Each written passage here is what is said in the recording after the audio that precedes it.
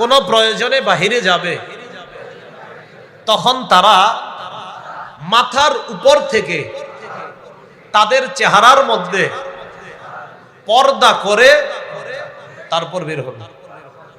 তাহলে আল্লাহ বললেন চাদর টানতে। আব্দুল্লাহ ইবনে আব্বাস বললেন, দুনিয়ার মানুষ শোনো, তোমাদের বিবিরা, তোমাদের কন্যারা, তোমাদের নারীরা যখন বাহিরে যাবে তখন তারা আইয়ুগাত্তিনা ঢাকবে, উজুহাহুন্না তাদের চেহারা, মিন ফাওকি রুউসিহিন্না মাথার উপর থেকে, বিল জালাবি বিহিন্না তাদের চাদর দ্বারা। তাহলে বলেন তো আল্লাহর এই আয়াতের উদ্দেশ্য আমরা তাফসীর থেকে জানলাম মুখ সারা না মুখ সহ? মুখ সহ। আল্লাহ আমাদেরকে মা বোনদেরকে পর্দা করে মুখ ঢেকে বাহিরে যাওয়ার তৌফিক দান করেন। এখন মুখ ঢাকলে, পর্দা করে বাহিরে গেলে ফায়দা কি? যালিকা আদনা আইয়ুরাফনা ফালা ইউযাইন। আল্লাহ কয় এতে তাদেরকে চেনা সহজ হবে যে তারা নারী, এতে তাদেরকে চেনা সহজ হবে যে তারা নারী। ফালা ইউযাইন, তখন তাদেরকে আর টিস করা হবে না, উত্তক্ত করা হবে না। বোরকাওয়ালি নারীরা রাস্তায় গেলে আমরা বুঝিনি তারা যে নারী। আল্লাহ বলেন পর্দা করে মুখ ঢেকে কোনো নারী যখন বাহিরে যাবে অন্য পুরুষরা বুঝতে পারবে তারা সম্মানিতা নারী। ফালা ইউযাইন, তাদেরকে যেন টিজ না করা হয়, উত্তক্ত না করা হয়। নবীর যুগে একদল যুবক রাতের বেলা অপেক্ষা করত কখন নারীরা নিজের প্রয়োজন পুরা করার জন্য বাহিরে যাবে, আর তখন তারা তাদের উপর ফালতু নিয়তে আক্রমণ করবে।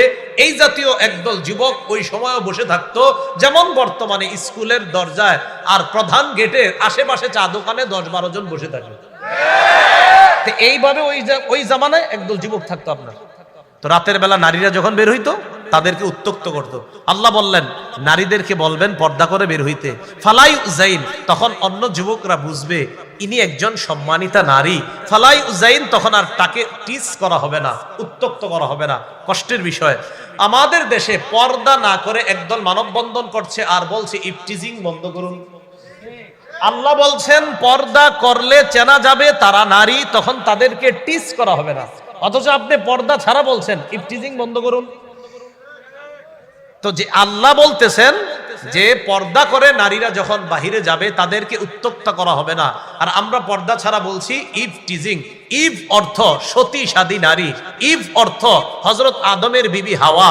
ইফটিজিং মা হাওয়ার মতো সতী সাদী নারী যারা, তাদেরকে উত্তক্ত যারা করে। এখন যারা বলছে ইফটিজিং বন্ধ করুন তারা হাওয়ার মতো পর্দানিসীন সতী সাদী নারী। তো কি হলো? অতএব এটার নাম ইফটিজিং না হয়ে হওয়া উচিত হবে বেপর্দা টিজিং। আল্লাহ বুঝার তৌফিক দান করেন।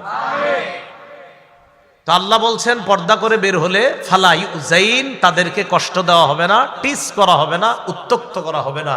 এই আয়াতটা আমাদের দেশের দাবিদার সুশীল সমাজকে বোঝার তৌফিক দান করেন। কি সমাজ? সমাজ। আচ্ছা, তাহলে এই আয়াত থেকে আব্দুল্লাহ ইবনে আব্বাস বললেন পর্দা চেহারা সারা, চেহারা সহ, পর্দা চেহারা সারা, চেহারা সহ। এবার আমরা সূরা আহজাবের 53 নাম্বার আয়াত দেখব। কোন সূরা? সূরা আহজাব, আয়াত নাম্বার 53। সূরা আহজাবের 53 নাম্বার আয়াতে আল্লাহ পাক রব্বুল আলামিন বলেন, না এটা লাগবে না, আপনার রুমালটা লাগবে।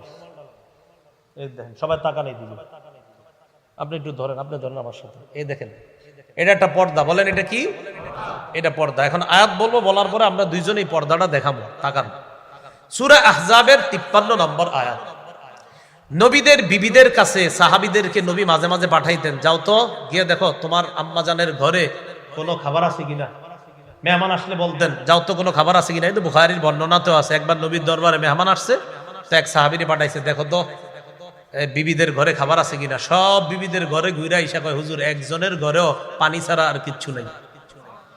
যাই হোক, এটা বলা উদ্দেশ্য না। আমার বলা উদ্দেশ্য নবীর ঘরে মাঝে মাঝে সাহাবীদের যাওয়ার প্রয়োজন হতো। এখন প্রয়োজনীয় জিনিস চাবে, আম্মাজান বাজার আনছি, বা নবীজি কিছু পাঠাইছে, অথবা নবী কিছু চাইছে। এখন কিভাবে চাবে, কিভাবে আম্মাজানদের সাথে সাহাবায়ে কেরাম প্রয়োজনীয় কথাটা বলবেন। আল্লাহ বলেন ওয়াইদা সালতুমুহুন্না মাতাআ ফাসআলুহুন্না মিন ওয়ারাই হিজাব। তোমরা যখন নবীর বিবিদের কাছে প্রয়োজনীয় কোনো সামান চাও, আসবাবপত্র চাও, প্রয়োজনীয় কোনো জিনিস চাও, ফাসআলুহুন্না মিন ওয়ারা